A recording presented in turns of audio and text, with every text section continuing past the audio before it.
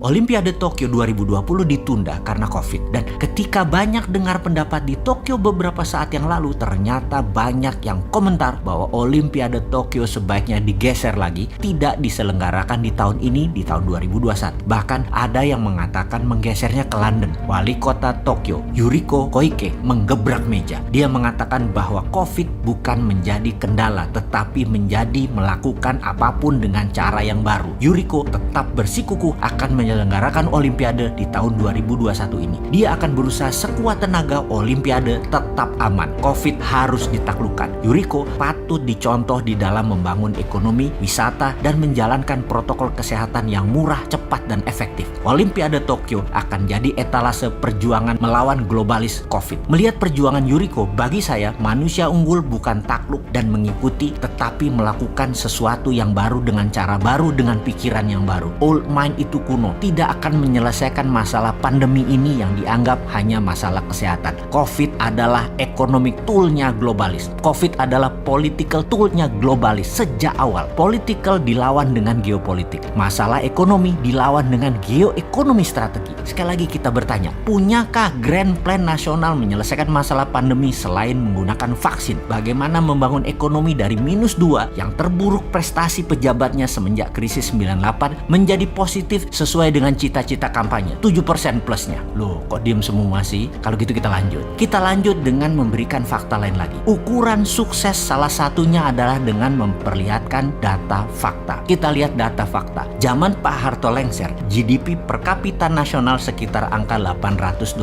per kapita. Lalu 3 presiden, Pak Habibie, Gus Dur, dan Ibu Megawati. Dari angka 800 naik ke $1.200 per kapita, alias naik 50%-an dengan 3 presiden. Lalu zaman Pak SBY dari $1.200 ke $3.700 atau naik sekitar 220% dalam 10 tahun. Dan 6 tahun terakhir ini dari angka $3.700 ke $4.100 atau sekitar naiknya hanya 20%. Apakah ini prestasi? Ini nanya lo ya, jangan nyolot. Gua takut deh lu pada galak fans pemuja ini, serem gua. Nah, nanya aja kenapa hanya 20% dalam 6 tahun. Jangan dibilang nyinyir ya, maaf ya. Gila nih, galak-galak bener nih fansnya. Padahal nanya fakta lo ya ini ya. Sekali lagi, lalu apa solusinya? Nah, kalau kita pejabat pasti bukan gaya old mind, bukan gaya mereka yang menjabat sekarang yang sangat tidak up to date dengan teknologi, tidak update dengan digital, tidak paham langkah globalis, masih dalam cengkraman oligarki, dan tidak punya strategi mengalahkan negara besar Tiongkok dan Amerika selain manut menjadi bagian dari kepentingan negara besar karena diplomasi lemah sekali. Memang tidak terlihat secara nyata saat ini, namun 6 tahun naiknya 20% itu menurut banyak pengamat ekonomi adalah rapot merah. Jadi kalau nanti di tahun 2024 siapapun yang akan menjabat menjadi orang nomor 1 di negeri kita ini, dipastikan kalau mereka adalah pejabat saat ini, mereka bukan orang berprestasi sesungguhnya. Jadi silahkan Anda tetap memilih mereka karena kesukaan atas citra kesederhanaannya atau citra baiknya, silahkan. Gak apa-apa juga sih, tapi jangan harap kita bisa menjadi berdaulat, punya produk yang mendominasi tingkat dunia, disegani negara lain, paspor hijau milik kita di mana-mana dihormati. Jangan harap old mind gitu loh, gak akan merubah. Ya kayak gini-gini aja. Jadi solusinya ala Mardigu Nation tuh bagaimana? Kita melihat uang beredar yang 6.000 triliun itu dibandingkan dengan GDP nasional, ternyata hanya sekitar 38%-an. Kita lihat Jepang, Korea Selatan, angkanya mendekati 100%.